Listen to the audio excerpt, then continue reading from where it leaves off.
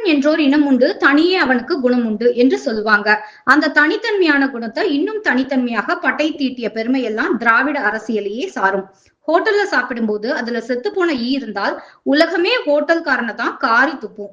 ஆனா இந்த அப்டேட் ஆகியுள்ள இனம் மட்டும் கொஞ்சம் வித்தியாசமாக, கோவில் பிரசாதத்தில் மாட்டு கொழுப்பு கலந்து விட்டது என்ற செய்தி வந்தால் மாட்டுக்கறி நல்லா இருந்ததா என்று பாதிக்கப்பட்ட பக்தர்களை பார்த்து நக்கல் அடிப்பாங்க.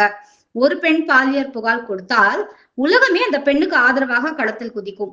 ஒருவேளை அது பொய் புகாராக இருக்குமோ என்ற ஐயம் இருந்தால் தீவிர விசாரணை நடத்தப்பட வேண்டும் என்ற அழுத்தம் கொடுப்பாங்க. ஆனா நம்ம ஊர்ல பாத்தீங்கன்னா அந்த பொண்ணு அந்த நேரத்துல எதுக்காக காதலன் கூட போனாங்க என்பதை தான் பிரதான கேள்வியாக மாற்றி, பாலியல் வன்கொடுமை செய்தவன் ஏதோ உலக உத்தமன் போலவும், அந்த பெண் தான் கொழுப்பெடுத்து போய் தவறு செய்தது என்பது போலவும் சமூக பாடம் நடத்தி கொண்டிருக்காங்க. குடவோலை முறையை அறிமுகப்படுத்தி உலகிற்கே தேர்தல் அரசியல் பாடம் எடுத்தது இந்த இனம். ஆனால் இன்று பாதிக்கப்பட்ட பெண்ணுக்கு ஆதரவாக போராடினால் அதற்கும் அரசியல் சாயம் பூசப்படுது. அண்ணாமலை சாட்டையால் அடித்துக் கொள்வது பற்றி பலரும் கேலியும் கிண்டலுமா எழுதுறாங்க. அரசியல்வாதி என்று ஆன பிறகு விமர்சனங்கள் என்பது வருவதெல்லாம் இயல்புதான். ஆனா எந்தெந்த விஷயத்தில் காமெடி பண்ண வேண்டும் என்ற அரசியல் அறிவு இல்லாமல் போய்விட்டதா இந்த இனத்திற்கு? காஷ்மீரில் ஒரு சிறுமி பாலியல் வன்புணர்வு செய்யப்பட்டு கொல்லப்பட்ட போது இந்தியாவே அந்த சிறுமிக்காக துடித்தது உண்மை. இங்கே சில அரசியல் தலைவர்கள் மெழுகுவத்தி எல்லாம் ஏந்தினாங்க.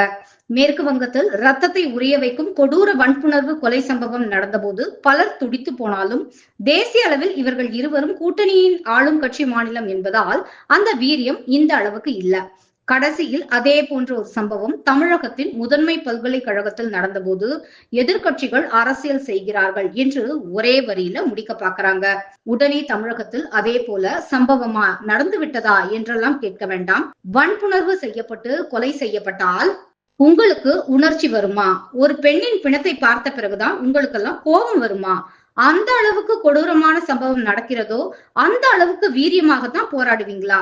இல்ல பாதிக்கப்பட்டவரின் இனம், மொழி, மதம், குலம், கோத்திரம் எல்லாம் தெரிந்து கொண்டுதான் போராட வேண்டும் என்று ஏதாவது லிஸ்ட் வச்சிருக்கீங்களா? எல்லாத்தையும் விடுங்க. நம்ம பொண்ணுக்கு ஒரு பிரச்சனை நடந்திருக்கு, அதுக்காக சாட்டையால் அடித்துக் கொள்கிறேன் என்று கூறுபவரை கிண்டல் செய்து கொண்டிருக்கிறது இந்த சமூகம். அட அண்ணாமலை அரசியலுக்காகவே இதை செய்வதாக எடுத்துக்கொள்வோமே, அதே அரசியல் லாபத்திற்காக தானே அந்த பெண்ணுக்கு உரிய நீதியை வழங்கிட ஆளும் கட்சியும் முயற்சிக்க வேண்டியதுதானே. அதை யார் தடுப்பது? அரசியல் காரணங்களுக்காகவே சட்டம் ஒழுங்கு சீர்கேட்டில் ஈடுபட்டவர்களை இரும்பு கரம் கொண்டு நீங்க ஒடுக்கலாமே. யார் வேண்டான்னு சொல்றாங்க? இவ்வளவு பெரிய பிரச்சனையின் முக்கியத்துவத்தை விவாதிப்பதை விட்டுவிட்டு அண்ணாமலையை கிண்டல் செய்து சித்தரிக்க முயல்வதன் நோக்கம் என்ன? இதுதானே அப்பட்டமான அரசியலாக இருக்கு. பாதிக்கப்பட்ட பெண்ணுக்கு நீதி வேண்டி சாட்டையால் அடித்துக் கொண்ட அண்ணாமலை என்று எத்தனை ஊடகங்கள் இன்று தலைப்புச் செய்தியாக போடுகிறாங்க.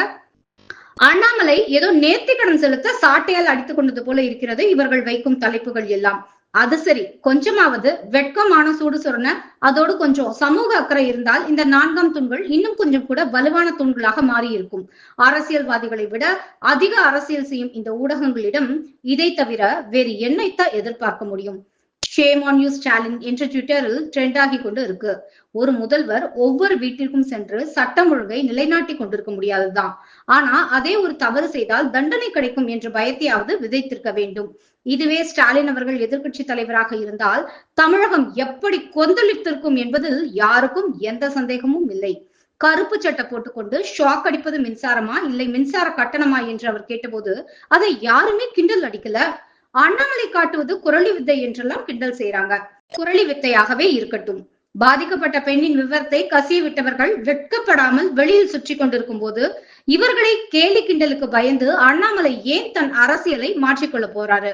அண்டை நாட்டு போரை நிறுத்துவதற்கு காலை டிஃபனுக்கும் மதிய உணவுக்கும் இடையில் 2 மணி நேரம் கூலருக்கு அருகில் படுத்துக்கொண்டு உண்ணாவிரதம் இருக்கும் போராட்டத்தை விட நம்ம வீட்டு பொண்ணுக்காக நீதி கேட்டு தன் உடம்பை சாட்டையடி கொடுத்துக் கொள்ளும் போராட்டம் சற்று வீரியமானதுதான்.